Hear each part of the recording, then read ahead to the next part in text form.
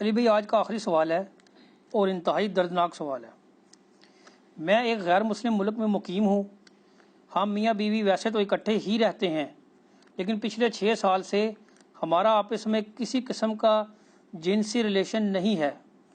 آج سے تقریباً 4 سال قبل ایک دن میری بیوی نے مجھ سے ازدواجی تعلق کی خواہش ظاہر کی اور ہم نے تعلق قائم بھی کر لیا۔ پھر کچھ عرصہ بعد وہ حاملہ بھی ہو گئی۔ میں نے اس سے ناراضگی کے باوجود اس کی خوب خدمت کی اور پھر اللہ تعالیٰ نے مجھے ایک بیٹی عطا فرمائی جو اب 3 سال کی ہو چکی ہے اور مجھے اپنی جان سے بڑھ کر عزیز ہے۔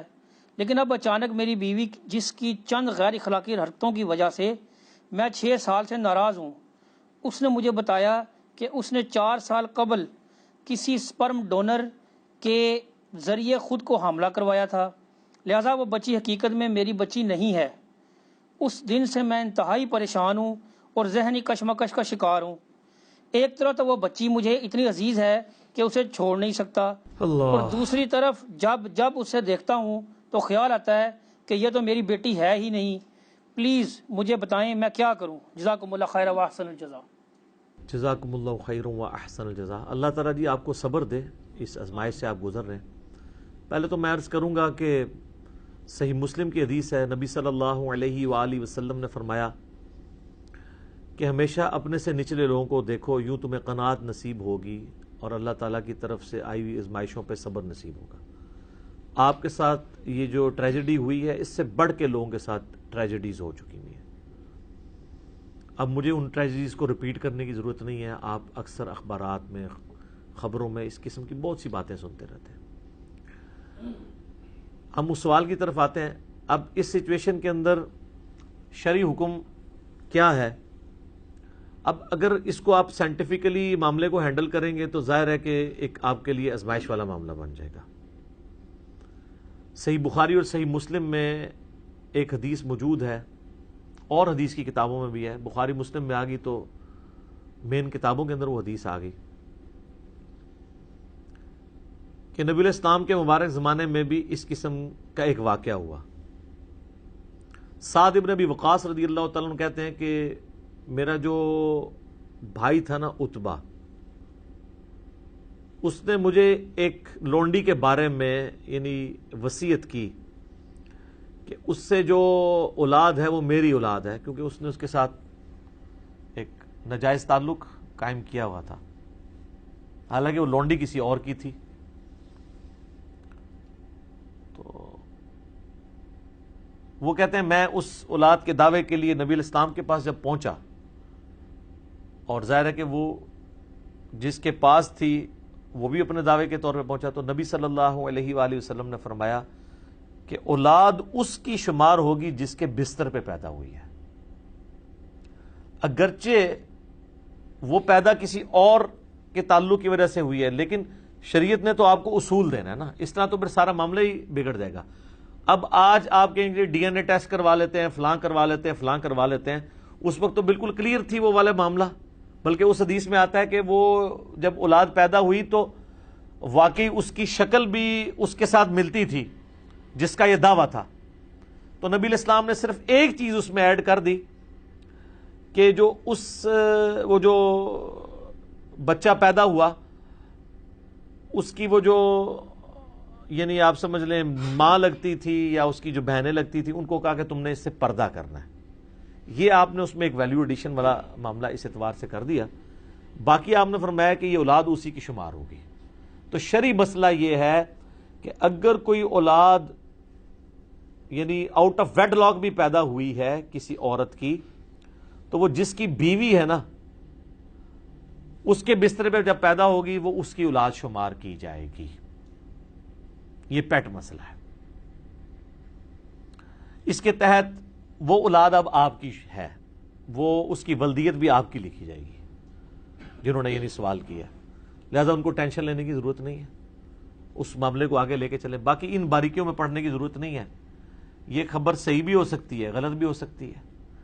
اب اس کی تحقیق کرنے کی بھی ضرورت نہیں ہے ڈی این اے ٹیسٹ کے ذریعے، کیونکہ ڈی این اے ٹیسٹ کے ذریعے باہر وہ انسانی کوشش ہے، صحیح رزلٹ بھی آ سکتے ہیں، غلط بھی آ سکتے ہیں۔ اگر صحیح بھی آ جائیں اس طرح کے جس طرح کہ آپ سمجھ رہے ہیں، تب بھی شرعی حکم ہم نے شریعت کو یہ فالو کرنا ہے کہ وہ آپ کی اولاد شمار ہوگی، کیونکہ وہ آپ کے بستر پہ پیدا ہوئی ہے. اب آپ اس کی پرورش کریں اور اپنے معاملات کو اس طریقے سے آگے لے کے چلیں. یہاں پہ میں ایک اور بات بھی عرض کر دوں اسی سے ریلیٹڈ. صحیح بخاری اور صحیح مسلم میں حدیث ہے، نبی علیہ السلام نے فرمایا کہ جس شخص نے اپنے آپ کو کسی اور باپ کی طرف منسوب کیا خود سے اور وہ اس کی اولاد نہیں تھا، تو ایسے شخص کے اوپر جنت حرام ہے.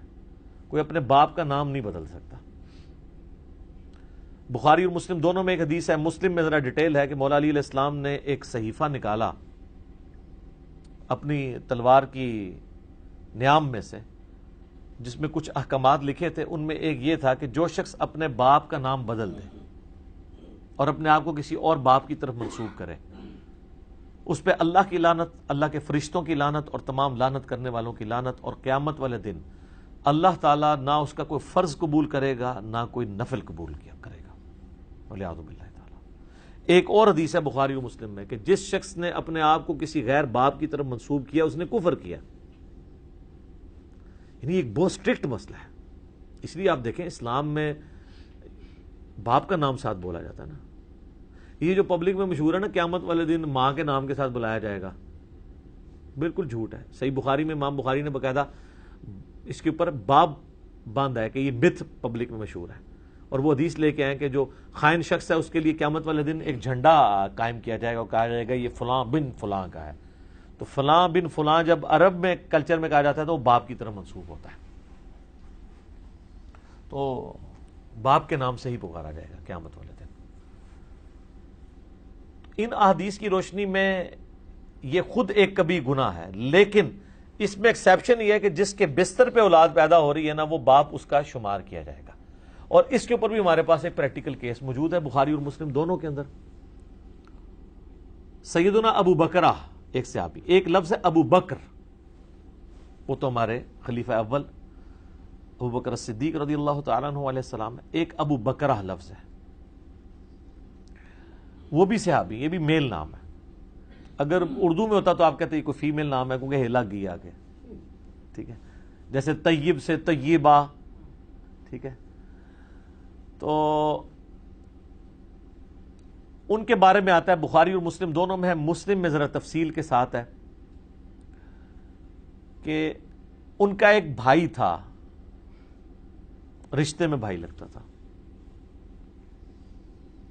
اس کا نام تھا زیاد، جو حضرت علی کا بڑا قریبی تھا ان کی دور خلافت میں.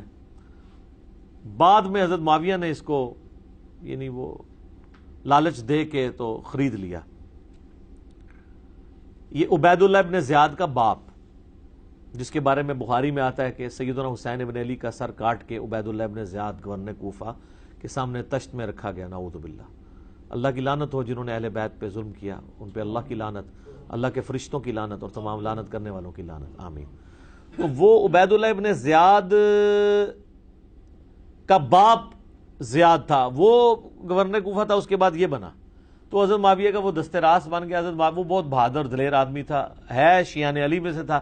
اس کو ساتھ ملانے کے لیے حضرت معاویہ نے کہا کہ بھئی تیری ماں کے ساتھ میرے باپ نے زمانے جاہلیت میں بدکاری کی تھی اور تو اس سے پیدا ہوا تھا، لہذا آندہ سے تیرا نام جو ہے وہ زیاد بن ابی سفیان ہے. اس کا نام چینج کر دیا.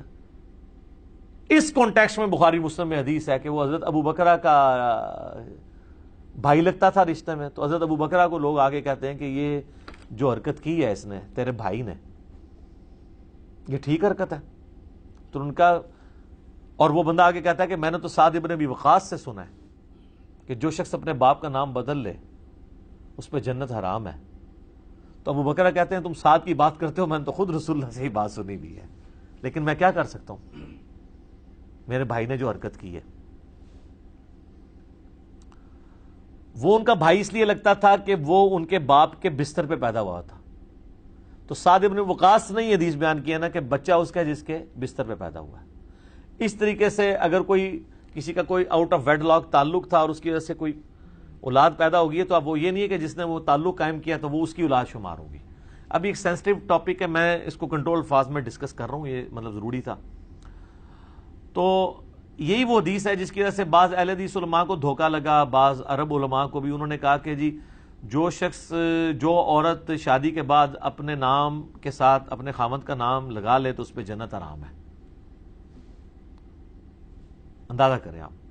مثلا وہ کہتے ہیں کہ جی ایک عورت ہے، اس کا نام ہے رابعہ، اس کے باپ کا نام ہے محمود، تو اب اس کے نام لکھا جا رہا ہے رابعہ محمود. کل کو اس کی شادی ہو جاتی ہے کسی طیب نام کے لڑکے کے ساتھ. اب ظاہر پاکستانی شناختی کارڈ میں تو پھر اس کا نام وہ خود ہی لکھ دیتے ہیں رابعہ طیب، یہی لکھیں گے نا. تو وہ کہتے ہیں کہ اب اس نے اپنا نام باپ کی بجائے کسی اور باپ کی طرف، خدا کا نام ہے، شرم آتی ہے اس کو ڈسکس کرتے ہوئے بھی کہ وہ کسی باپ کی طرف نہیں، وہ اپنے خامد کی طرف اپنے آپ کو منسوب کر رہی ہے. اس نے اپنے باپ کا نام نہیں بدلا. اور شناختی کارڈ پہ آپ ذرا دیکھیں، شادی کے بعد جو شناختی کارڈ بنتا ہے اس پہ باپ کا نام نہیں لکھا ہوتا، خامد کا نام لکھا ہوتا ہے. تو حدیث کیسے فٹ ہو جائے گی؟ حدیث تو تب فٹ ہو کہ جب وہ اپنے باپ کے نام کی جگہ اس کا نام لکھوائے. وہ کہتا نہیں نام میں چونکہ ساتھ لگا تھا تو نام تو اس کا محمود ہے ہی نہیں تھا، نام اس کا رابعہ تھا. یہ تو ساتھ پکارنے کے لیے نسبت کے طور پہ تھا نا. اب جب اس نے طیب لگایا تو وہ شادی شدہ لوگوں کو بھی پتا ہے کہ یہاں پہ کلچرل ہے. اس نے رابعہ بنت طیب تو نہیں کر دیا نا. لیکن کامن سینس تو اتنی کامن نہیں ہوتی. علماء عرب نے باقاعدہ فتوے دیے ہیں کہ خامد، اہل حدیث علماء بھی ہیں ان فتووں کو لے کے چل رہے ہیں. تو میں نے بہت پہلے اس پہ ایک کلپ میں ریکارڈڈ ہے، کیا شادی کے بعد عورت اپنا نام بدل سکتی ہے یا خامد کا نام لگا سکتی ہے؟ تو بالکل لگا سکتی ہے. وہ یہ والی حدیثیں فٹ کرتے تھے. تو اس میں بھی میں نے بتایا تھا کہ یہ وہ جرم نہیں ہے، جرم یہ ہے کہ اگر وہ اپنے باپ کا نام بدل دیں. پھر میں نے کہا تھا، عرض کیا ہے کہ جن لوگوں کی وکالت آپ کر رہے ہیں، جس بنو امیہ کے آپ غلام بنے ہوئے ہیں اور ان کے غلط کرتوتوں کا آپ دفاع کر رہے ہیں، ذرا ان کی ہسٹری کھول کے دیکھیں. جو ایگزیکٹلی باپ چینج کرنے والا کام ہے وہ تو آپ کے ماموں نے کیا ہوا ہے. اس امت میں پہلا کام، اور یہ سر کوئی کہانی شریف نہیں ہے، بخاری مسلم ہے. مسلم شریف میں باقاعدہ ڈیٹیل سے موجود ہے، بخاری میں بھی ہے. اور بخاری و مسلم کی اس حدیث کہ جس نے اپنے آپ کو کسی دوسرے باپ کی طرف منسوب کیا اپنا مقام، اس پہ جنت حرام ہے.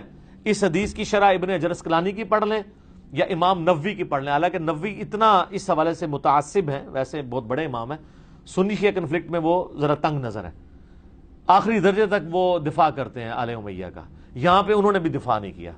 انہوں نے کہا کہ یہ اسی موقع پہ حدیث ہے جو حضرت معاویہ نے غلط کام کیا تھا اور امت میں یہ پہلی دفعہ بدعت شروع ہوئی. ایگزیکٹلی باپ کا نام چینج کروا دیا. استغفر اللہ واتوب الیہ. اس لیے مولانا مودودی رحمہ اللہ تعالیٰ نے خلافت و ملوکیت میں چند ایک جو بڑے بڑے یعنی اس ملوکیت کے دور میں برے کام ہوئے، ان میں اس کو بھی ٹاپ آف دا لسٹ لے کے آئے ہیں. حجر ابن عدی کے قتل کو لے کے آئے ہیں، یہ باپ کا نام بدلنے والی اس معاملے کو لے کے آئے ہیں. ممبروں پہ سب و شتم والا ایشو اس کو لے کے آئے ہیں. مال جو غنیمت ہے یا اس میں بیت المال کے اندر تصرف کرنے والا، یہ بڑے بڑے جو ایشوز لے کے ان میں ہیں. اور آپ حیران ہوں گے کہ مولانا تقی عثمانی صاحب جو بندیوں کے مفتی ہیں، انہوں نے جو ہے وہ امیر شام کے دفاع میں کتاب لکھی تو انہوں نے اس واقعے کو، جس کا آج تک امت نے کبھی انکار نہیں کیا، یہ والا زیاد کے باپ کے نام بدلنے والا، زیاد بن ابی سفیان کرنے والا، تو انہوں نے اس کے لیے پتہ نہیں کیا کچھ کہانیاں گھڑی کہ جی اس زمانے میں وہ بھی نکاح ہی تصور کیا جاتا تھا، وہ اس طرح ہو جاتا تھا تو وہ ہو جاتا تھا تو یہ ہو جاتا تھا. یہ 14ویں صدی کا مولوی کہہ رہا ہے، اور جو اس زمانے میں صحابہ ہیں، اور وہ صحابی جو زیاد کا بھائی ہے ابو بکرہ ماں کی طرف سے، کیونکہ اس کے بستر پہ وہ پیدا ہوا تھا، اس کے باپ کے بستر پہ، وہ بھی اس پہ فٹ کر رہا ہے کہ میرے بھائی نے غلط حرکت کی ہے. اور یہ 14ویں صدی میں آ کے دفاع کر رہے ہیں اس واقعے کا. امام نووی جو کوئی موقع نہیں جانے دیتا یو ٹرن لینے کا اس طرح کے معاملات کے اوپر، تو اس نے بھی یہاں پہ غیرت کھائی ہے کہ یار میں دفاع نہ کروں. ابن حجر اسقلانی تو خیر آؤٹ سپوکن ہے اس مسئلے میں، وہ تو آل امیہ کو نہیں چھوڑتے، انہوں نے بخاری میں لکھا ہے. یہ میں امام نووی کی بات کروں، بڑے لوگوں کو تکلیف ہوگی، ظاہر بڑے امام ہیں، بہت بڑے امام ہیں 7ویں صدی ہجری کے اندر، صرف 45 سال کی عمر میں فوت ہوئے ہیں. مسلم شریف کے ابواب انہوں نے لکھے ہیں، یہ بہت بڑی ان کی خدمت ہے، ہم ان کا بہت احترام کرتے ہیں. لیکن یہ جو میں نے کہا نا کہ وہ سنی شیعہ کنفلکٹ میں بعض اوقات بہت یعنی تنگی نظر کا مظاہرہ کرتے ہیں. اس کا ثبوت یہ ہے وہ جو مسلم شریف میں حدیث ہے 6220 کہ حضرت معاویہ نے حکم دیا سعد ابن ابی وقاص کو اور پھر کہا کہ تمہیں کون سی چیز مانے ہے کہ تم ابن ابی طالب کے اوپر سب نہیں کرتے. تو انہوں نے پھر آگے سے حضرت علی کے 3 فضائل سنائے تھے اور سٹارٹ میں کہ انہوں نے کہا میں کبھی بھی علی کو برا نہیں کہوں گا, کبھی سب و شتم نہیں کروں گا. 3 باتیں میں نے علی کے بارے میں رسول اللہ سے ایسی سنی ہیں. پھر انہوں نے 3 فضیلتیں بتائیں کہ علی کی میرے ساتھ وہی نسبت ہے جو ہارون کی موسیٰ کے ساتھ, مگر میرے بعد کوئی نبی نہیں.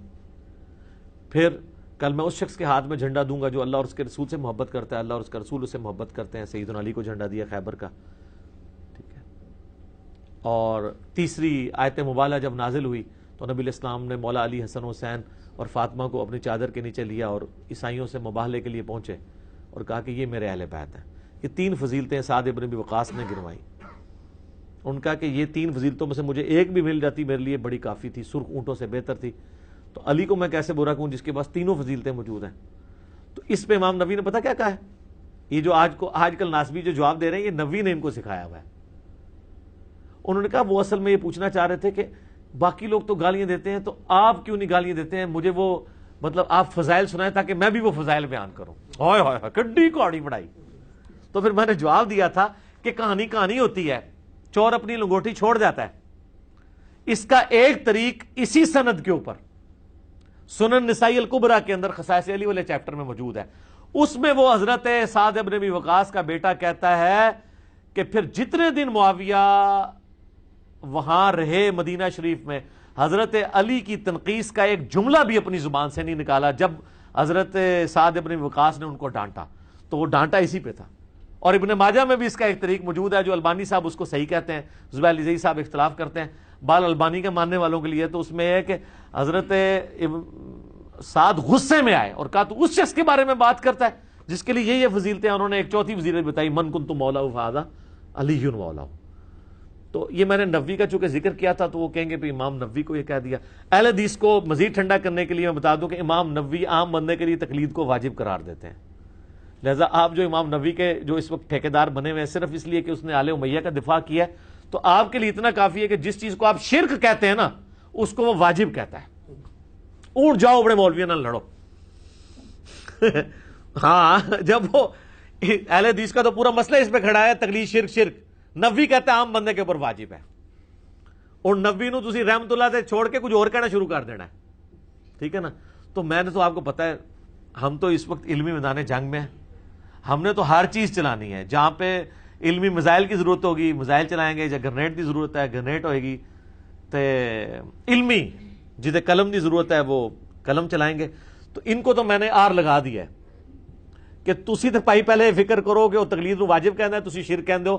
شرک وڈا مسئلہ ہے, آل امیہ دا دفاع چھوٹا مسئلہ ہے. تو تواڈے سے اتنا ہی کافی ہے, کیونکہ یہ آج کل بڑا وہ امام نبوی رحمہ اللہ کر کے وہ نبوی کو, ان کو نبوی سے کوئی ہمدردی نہیں ہے. نبوی سے صرف اتنا ہمدردی ہے کہ وہ آل امیہ کا دفاع کرتا ہے, اور اس کے لیے وہ ملا علی قاری کے بھی اقوال لے آتے ہیں. حالانکہ ملا علی قاری کے اگر 2 اقوال ان کے حق میں ہیں تو 20 ان کے خلاف ہیں. تو میں نے اپنے ریسرچ پیپر میں بھی ڈال دی ہیں کہ انہوں نے کیا کیا جنگ صفین کے اوپر, امیر شام کے اوپر کیا کیا کامنٹس پاس کیے ہیں, عمار ابن یاسر کے قتل کے اوپر کیا کیا کامنٹس پاس کیے ہیں, ٹھیک ہے. تو اتنے سخت الفاظ ہیں یہ سن بھی نہیں سکتے, اس لیے میں نے اس کو میٹھی پوڑی میں ان تک پہنچایا تھا. میں آج اس کو سکپ کر رہا ہوں. میرا ایک کلپ 3 لاکھ سے زیادہ لوگ یوٹیوب پہ دیکھ چکے ہیں, محمد بن عبد الوہاب شیعہ, جس میں نے تلک عشرۃ کاملہ 10 حوالے ان کے بیٹے کی کتاب سے پیش کیے تھے. اور میں نے کہا تھا کہ یہی باتیں بڑے نرم انداز میں ہم کرتے ہیں تو ہمیں یہ گالی دینے کی کوشش کرتے ہیں جو ان کو پلٹ کے پڑتی ہیں ناسبیت کی شکل میں. تو جبکہ ان کے امام جن کو یہ بڑا امام سمجھتے ہیں انہوں نے تو یہ باتیں کی ہیں. ٹھیک ہو گیا جی. اللہ تعالیٰ سے دعا ہے جو حق بات میں نے کہی اللہ تعالیٰ ہمارے دلوں میں راسخ فرمائے.